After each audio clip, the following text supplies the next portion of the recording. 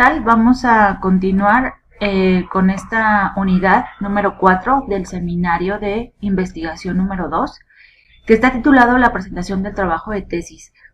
A lo largo de estas unidades hemos visto la formalidad que debe de tener una presentación de tu tesis en la parte de redacción, en la parte de contenido, en la parte de forma. Y es aquí en la última unidad donde le vamos a dar como, digamos, el toque final a este trabajo, que en dado momento, si tú vas a tener la oportunidad de presentarlo, de plasmarlo, de exponerlo, y que esperemos una réplica de ello, hay que tomar estas consideraciones.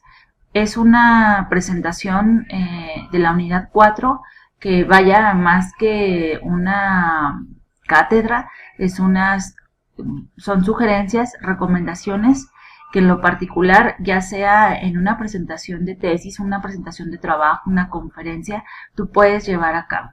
Entonces, iniciamos con la extensión y el contenido, en donde, bueno, prácticamente las diapositivas que llegan a ser mal estructuradas o sobrecargadas de información puede ser una causa de que no haya éxito en una exposición. Vemos que en algún momento exposiciones cargadas de las diapositivas de letra y eso hace que también se canse el lector. Si no hay de otra opción, como también en estas diferentes presentaciones que yo les vaya expuesto, hay veces que se satura el contenido o la letra de la diapositiva. Sin embargo, ¿qué es lo que nos salvaría en ese momento? La explicación. Tratemos de no leer lo que dice la diapositiva, sin embargo, sí explicar lo que yo estoy plasmando. Hay diversidad de lectores que a lo mejor va a haber quien se detenga a leer cada uno de las palabras que está plasmada, o va a haber quien de ver el contenido prefiera no hacerlo y escucharte a ti.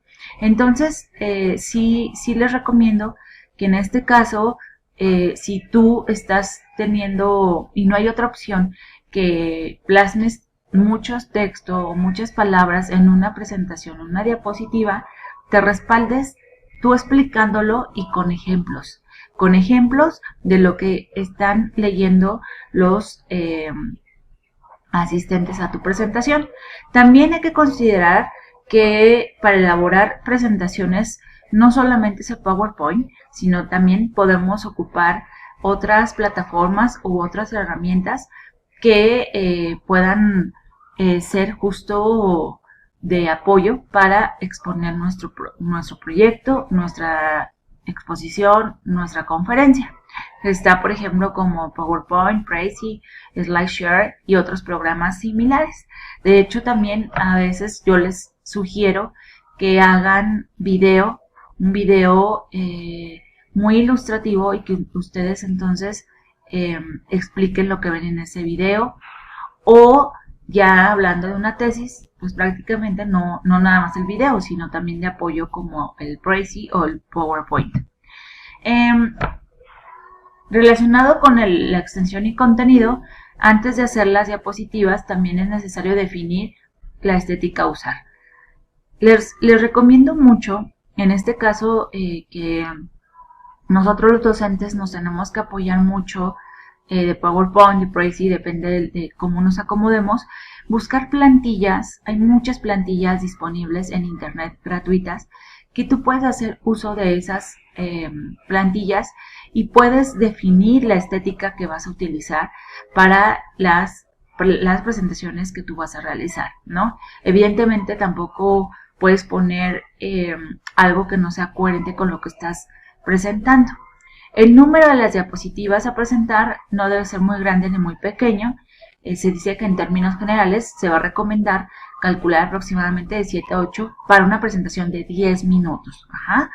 Y de 28 a 32 para una conferencia de 40 minutos.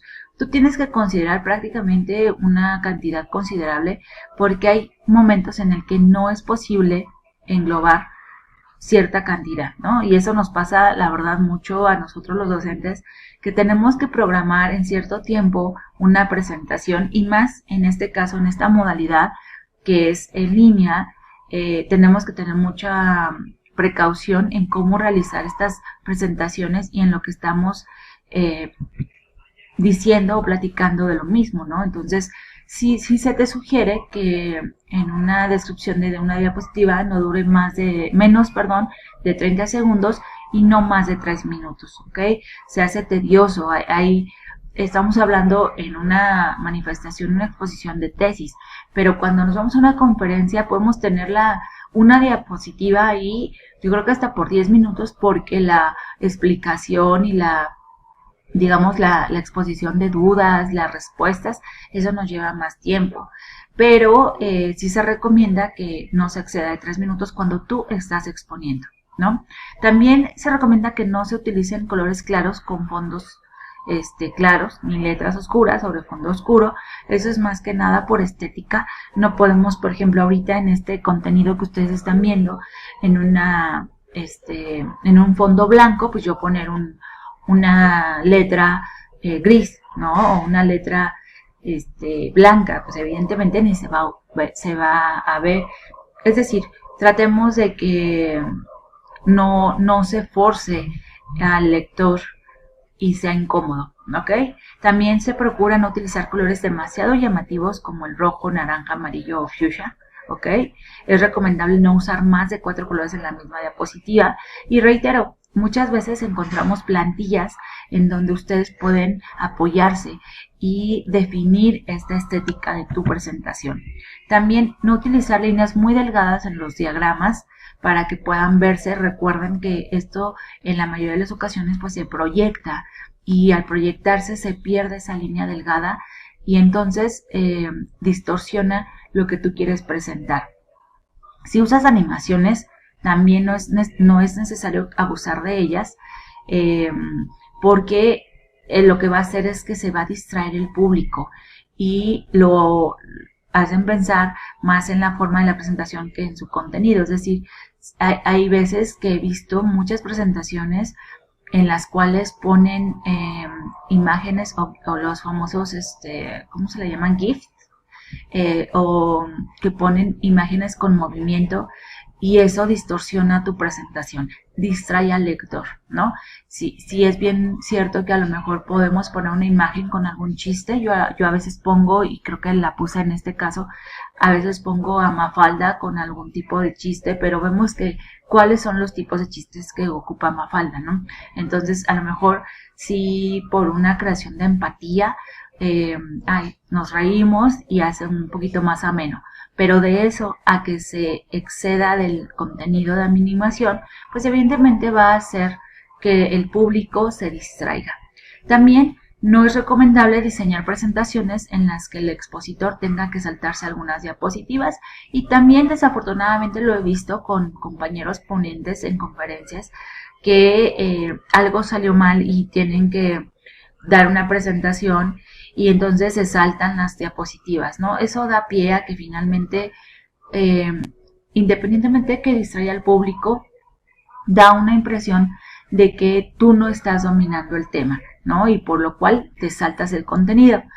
Si no hay de otra opción, puedes dar una descripción muy rápida de esa diapositiva, ¿no? Por ejemplo, no, aquí estamos viendo lo que es relacionado a este tema y bueno, continuemos, ¿no? Pero no solamente saltártela.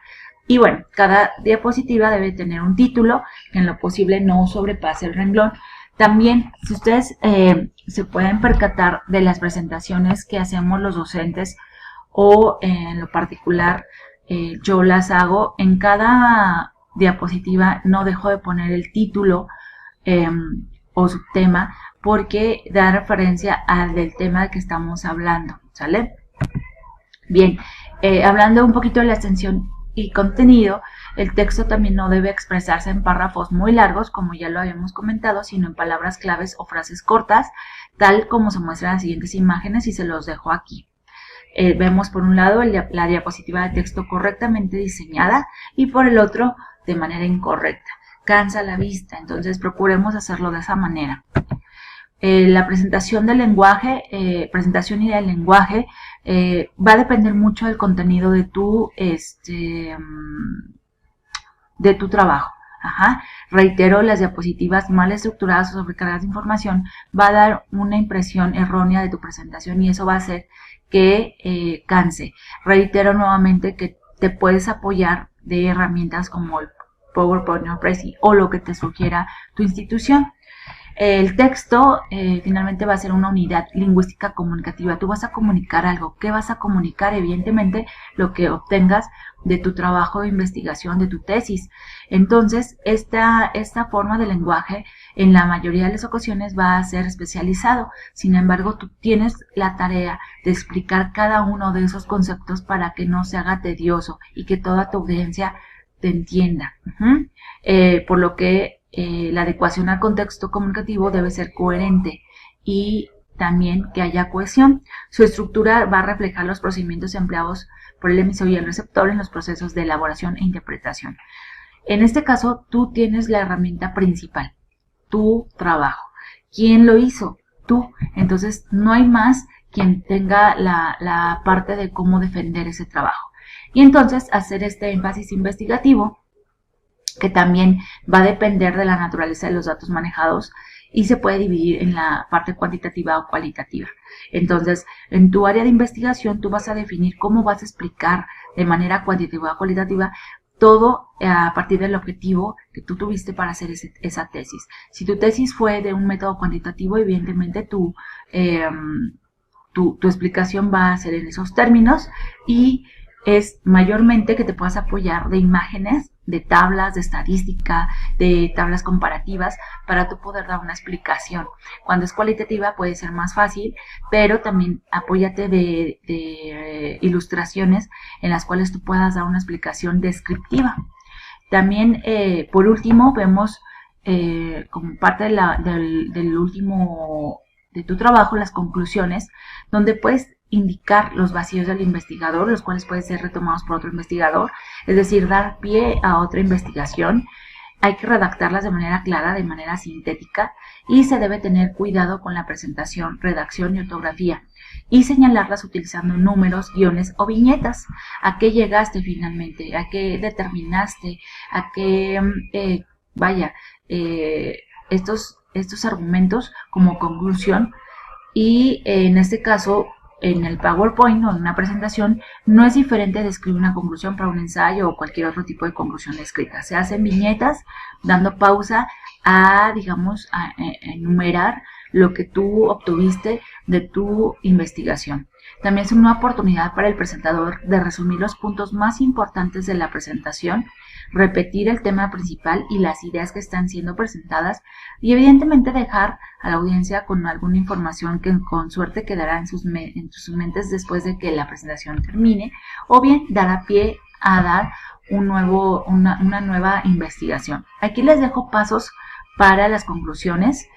Son varios pasos que, bueno, resume un poco los puntos más importantes, repite el tema o tesis principal, lo desgloso lo que anteriormente se los comento. El paso 3, edita la conclusión para hacerla lo más concisa y comprensible posible. También muestra tu conclusión. Esto es muy importante. Y no nada más tu conclusión. Todo tu trabajo recomiendo que se lo enseñes a un amigo, a un compañero de trabajo y que te dé tu retroalimentación. En el caso de las conclusiones, dásela y dile qué entendiste de estas conclusiones o qué entiendes de este párrafo para que tú también puedas realizar ajustes y modificaciones para un mayor impacto ante tu presentación final. En general, si tú tienes la oportunidad de apoyo de que alguien te revise tu trabajo y diga, ok, aquí me queda confuso, tómalo en cuenta. Y bueno, como por último punto, los comentarios finales es donde el cierre va a tener que basarse en el tema que estamos presentando. También es interesante que podamos hacer uso de diapositivas o plantillas gratis, como se los he mencionado, y en la parte del último es, por ejemplo, dar frases como fin, preguntas y respuestas, o simplemente dar un gracias a la audiencia. Y es importante también dar una presentación de una frase que vaya acorde a tu presentación de tu proyecto. Nada más, una frase no motivadora, sino una frase que tenga que ver con tu proyecto de tesis, También puedes poner las limitaciones que tuviste y lo que, a lo que has llegado. ¿Ok? Muchas gracias.